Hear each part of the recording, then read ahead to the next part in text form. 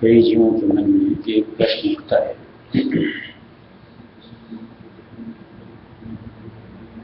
कि संतों का जो कहना,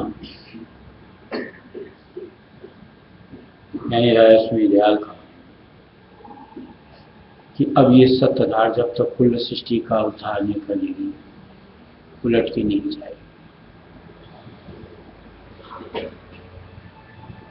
तो वर्तमान में जिस तादाद में हम लोग देखते हैं जीवों को सत्संग से अपना जुड़ाव देखते हुए, उसके हिसाब से हमारी मति जो कि बहुत छोटी, अरसे का हमारे अंदाज नहीं होता कि न जाने कब और संतों का कथन कैसे दुरुस्त हो पाएगा, सही हो पाएगा।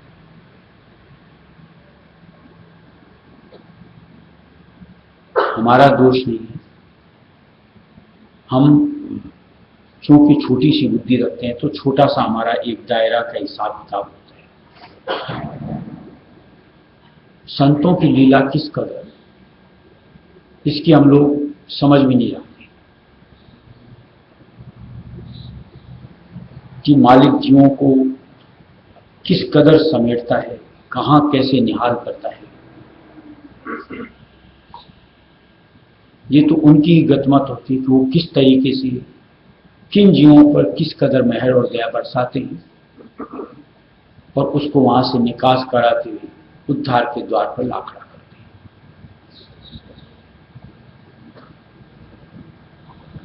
लेकिन सबसे पहली बात जो मुक्ति और उद्धार के लिए जरूरी है, जीव में चाहना का होना। मुझे मुक्ति चाहिए, उद्धार चाहिए। जब तक जीव में इस चीज की चाहत ही न हो तो मुक्ति और उद्धार जीव को कैसे बख्शा जाएगा।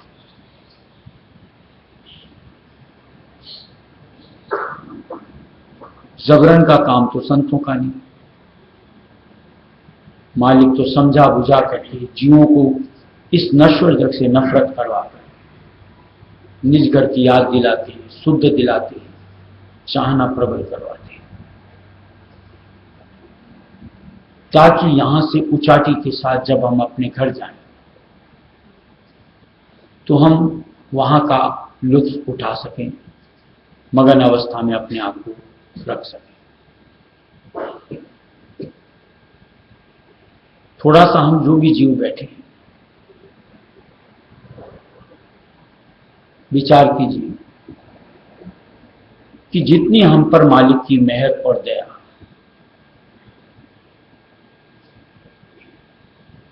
हमारी चाहत अपने मुक्ति और उद्धार के प्रति कितनी दृढ़ है।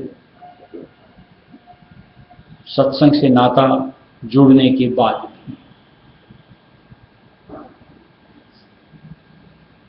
क्या ये प्रबल नहीं होनी चाहिए? यानी नश्वर जग से उचाटी नहीं होनी चाहिए। यहां की गुणना, यहां ठहरने की कल्पना हमारे अंदर से अलग नहीं हटनी चाहिए। और क्या हट पाई?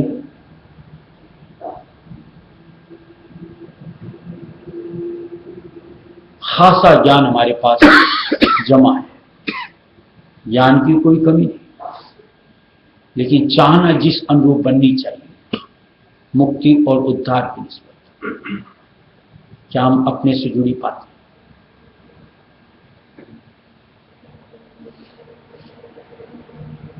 और जब तक हमारी अपनी ही चाहना न हो तो हमें यहां से मालिक कैसे निकाल करके अपने घर पहुंचाएंगे?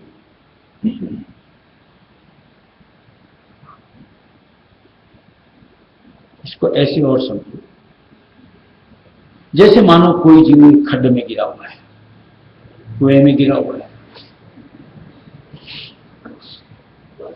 अब जो ऊपर है वो अगर उसको निकालना चाहता है तो निकलने की अभिलाषा तो अंदर जो है उसकी स्वयं की होनी पड़ेगी।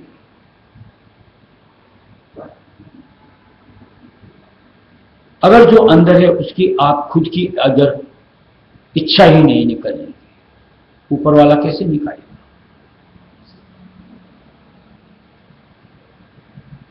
और निकलने की मान लो उसकी इच्छा भी है, तो जो ऊपर वाला दिशा निर्देश देता है उस अनुसार जो खड्ड में है उसको उनका पालन करना चाहिए, तो वो खींचते हुए उसको बाहर ला सकते। अभिलाषा ही नहीं और दिशा निर्देश का अगर पालन ही नहीं करेंगे, कहा जाए कुछ करेंगे कुछ,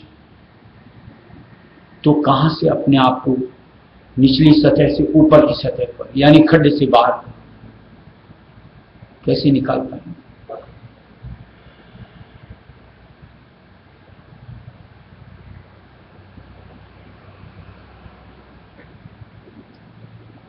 अगर मालिक के वचनों को अगर थोड़ा सा याद करो, संत मत रहे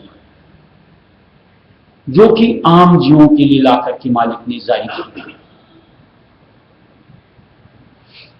किसी भी तरह की पाबंदी, मुमानियत कि फला आ सकता है फला नहीं आ सकता, कि इसको शरण की बख्शिश मिलेगी इसको नहीं मिलेगी, नहीं है। खुला दरवाजा और खुली जुगत और खुला रास्ता मालिक ऐलान करते हैं, बावजूद उसकी रुचि कितनों की बनती है, कितने घुस पाते हैं, कितने टिक पाते हैं और कितने मालिक के दिशा निर्देश को पालन करते हुए आगे बढ़ पाते हैं।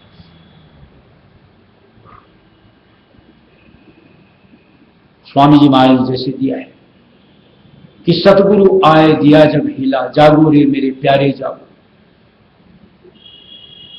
मालिक ने रायसवी नाम को भी पर्दे में नहीं रखा, खुले आम इजहार किया है कि कोई भी इस नाम को सुनकर के जागे, अपनी मुक्ति के प्रति सजग, बताई जुगत के साथ अपनी निकासी का सिलसिला बनाए, तो मालिक इसको यहां से उठाएं और दुर्घट पहुंचाएं। हमारी अपनी चाहना होनी चाहिए, और जिसने अपनी चाहना बनाई वो फिर यहां रहना सवाल ही नहीं उठता कि उसको यहां छोड़ा दिया।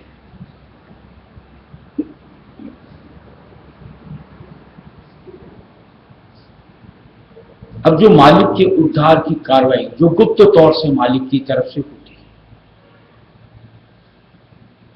वचनों में जैसे पढ़ा होगा कि भक्त के अष्टकुलों का उद्धार होता है, पढ़ा होगा ना। एक जीव मालिक की शरण में आ गया, उसके 8 कुलों का उद्धार उसके जरिए से मालिक करते हैं। प्रत्यक्ष हम इतने दिखते हैं, और साथ में अगर 8 कुलों को एक एक के जोड़ा जाए, तादाद कैलकुलेट कीजिए कितने होते।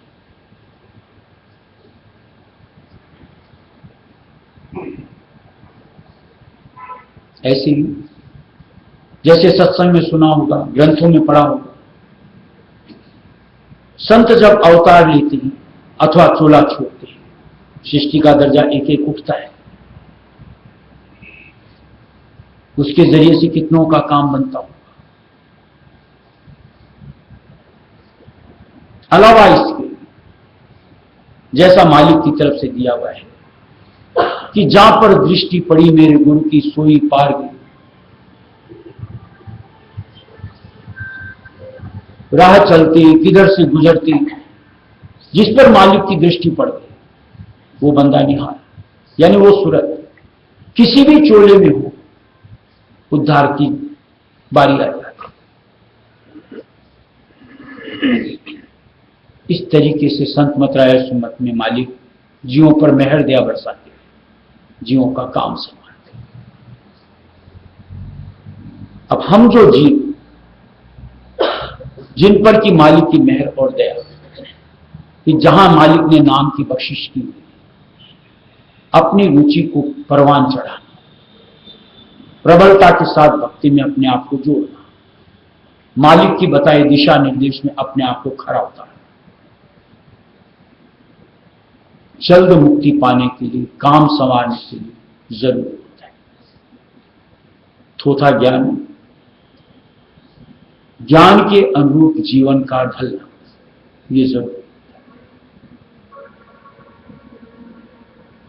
बात जहां थोथा ज्ञान की हुई, पीछे कई सत्संग में सुना हुआ, ग्रंथ में भी उदाहरण दिया हुआ है, स्वामी जी महाराज ने वाणी में भी दिया हुआ है। इसके लिए एक किस्सा, ऐसी एक महात्मा भ्रमण कर रहे थे, टहलते हुए अचानक उन्होंने देखा कि कोई एक बहेलिया, पक्षी पकड़ने वाला,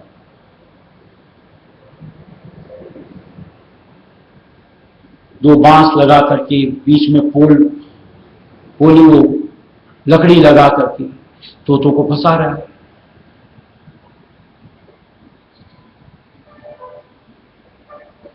खाने का प्रलोभन दिया हुआ था, तोते आते उस नलनी के ऊपर बैठते दाना के खुराक में और उलट जाते, पांव ऊपर धड़ नीचे, पंख होते हुए, ताकत होते हुए, भय अंतर में समाया हुआ कि पांव छोड़ूंगा नीचे गिर जाऊंगा, उड़ने का जो उनका प्रभाव उसको बिसर चुके।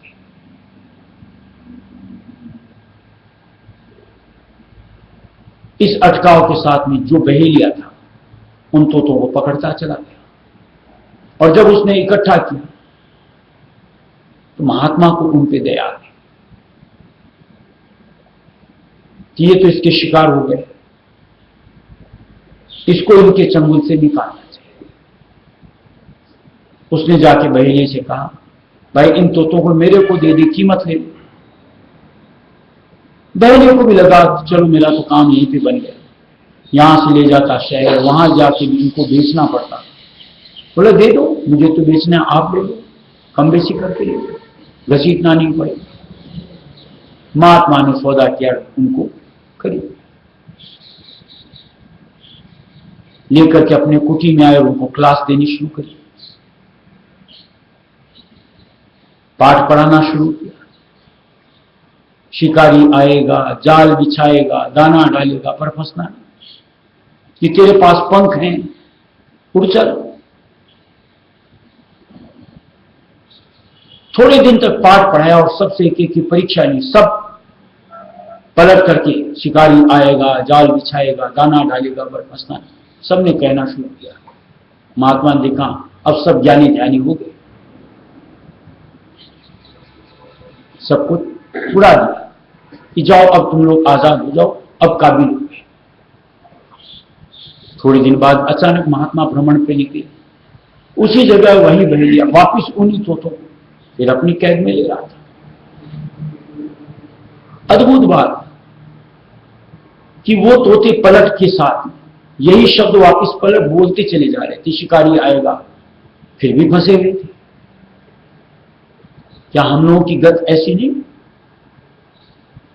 रात दिन सत्संग करते, मोह, लोभ, क्रोध, काम, कौन सी इनकी बातें हमको नहीं पता होती। हमेशा हम एक दूसरे को समझौती देते रहते हैं, ये काम खोटा है, ये काम खरा है, झूठ बोलना पाप है, चोरी करना पाप है। कौन सी बात है जो हम लोगों को नहीं पता होती,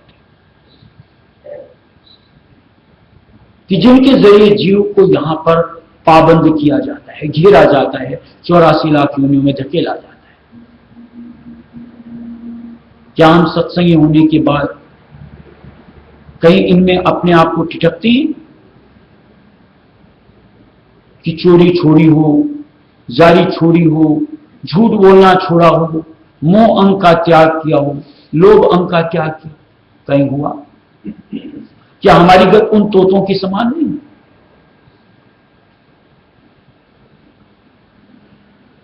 कैसे मुक्ति पाएंगे इन हालातों के साथ? इन हालातों के साथ तो काली गिरता है, थोथा ज्ञान काम नहीं आता। गुनते हुए अपने चरित्र में इस स्वरूप को हमको लेना है, यानी हमारी मनसा उस अनुरूप कि नहीं ये बेकाम की चीज, मुझको इनसे कोई सरोकार अपने आप को जोड़ने की जरूरत नहीं। और जो खरी चाल जो हमको मालिक की करीबी दिलाए, बस उस अनुसार उस ओर हमको अपने आप को आगे बढ़ाना,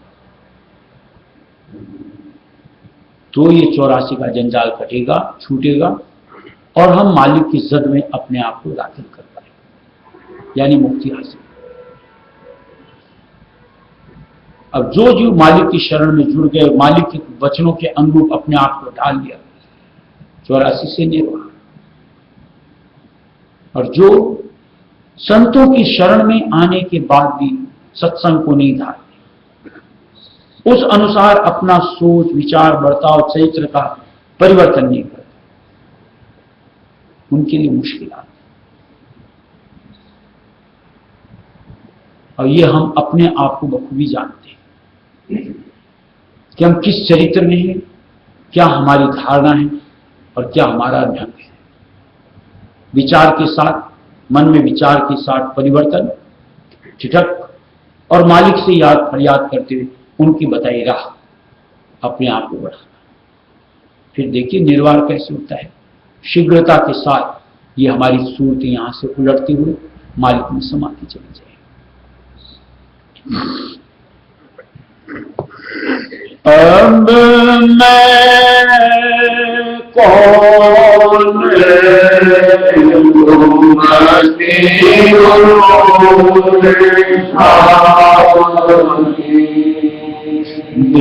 देश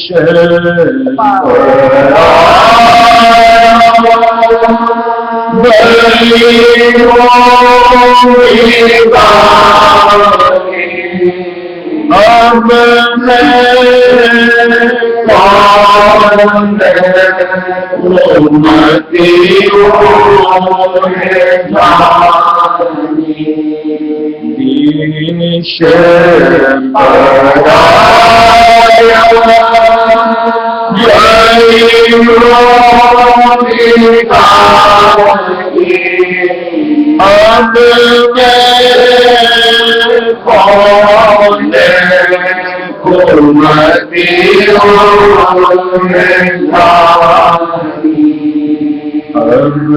की बार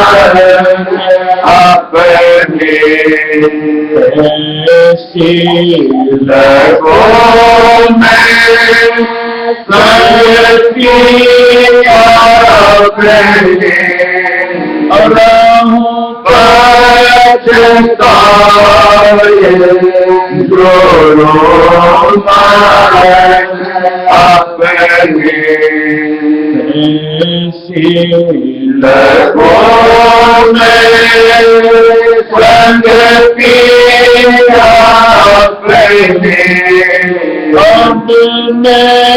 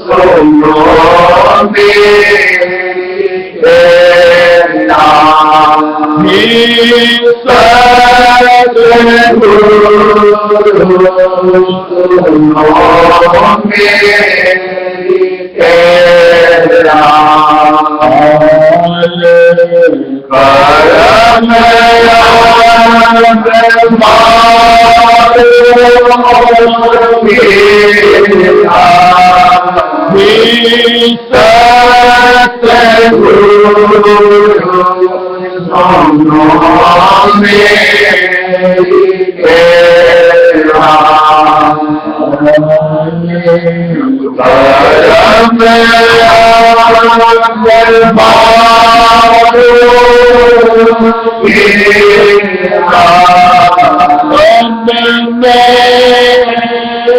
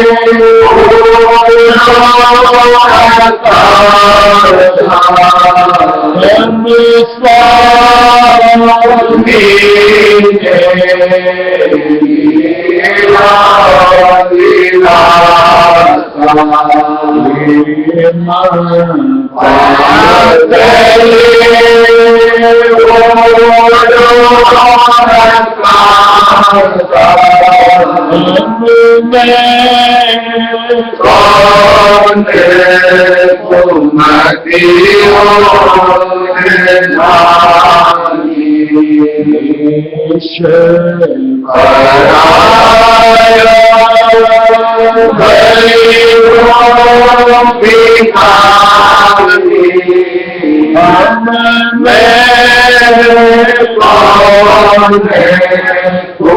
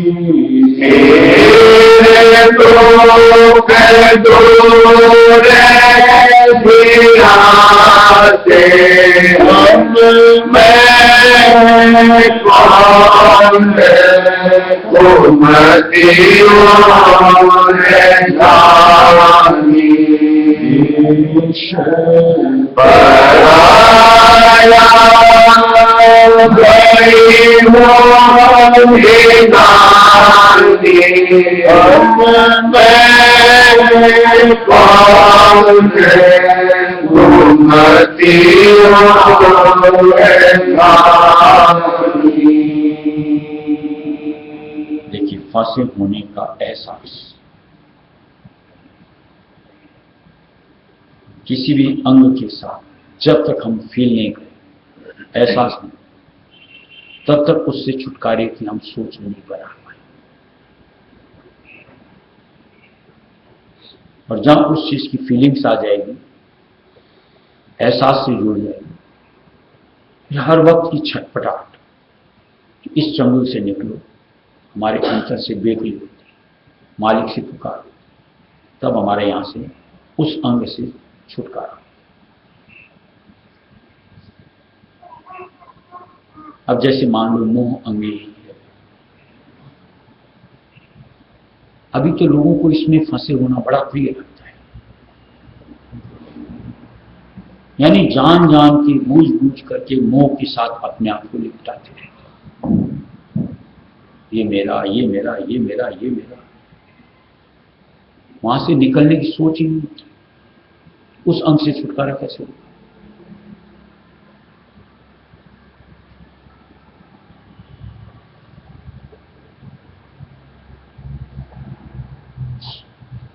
वहीं अगर संतों की दी हुई सीख कि इनमें कोई भी तेरा नहीं, सब मतलब के संगी, सब घेरे हुए तेरे कि कब मौका मिले, कब डसूं, छीनूं, झपटूं, अंतर से चीट,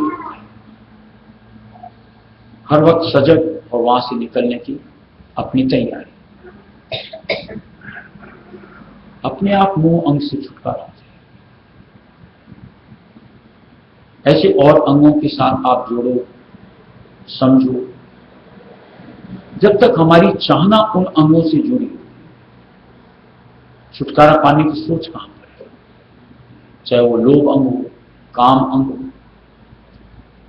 तब तक तो हमारी रुचि उन्हीं से जुड़ी होती है, धन, दौलत, माया, संपदा, इंद्रिय भोग, और हम बार बार उधर ही धाते रहते हैं, उधर ही अपनी रुजू करते रहते हैं। कहां से छुटकारा होगा? कैसे मोक्ष प्राप्ति होगी? कैसे मुक्ति मिलेगी? सत्संग से जो समझ कि इनके जरिए से मोह में, लोभ में, काम में घिर करके कर्म हमारे साथ जुड़ते हैं और हम 84 लाख जीवनों में अपने आप को धकेलते हैं, यानी निचले दर्जों तक हमको जाना पड़ता है। समझ आ जाएगी जिस पर, उसके बाद यूं नहीं कि बिना सोचे समझे खाली उन्हीं की गुणना करें, उन्हीं से अपने आप को जोड़ें, कतई नहीं। फिर अपने आप समझ के साथ जितना जरूरी उतना, यानी ठिठक हो जाती है और मन में ये होती है बस मालिक जल्द से निकाल लो, इनके जरिए से वापस और नीचे नहीं उतरना। और जब ऐसे अंतर मालिक से जुड़ता जाएगा, टेर होती जाएगी, तो अपने आप यहां से निकासी का सिलसिला बनता चला जाएगा, काम बन जाता है। अपनी चाहत होनी चाहिए। राधा बार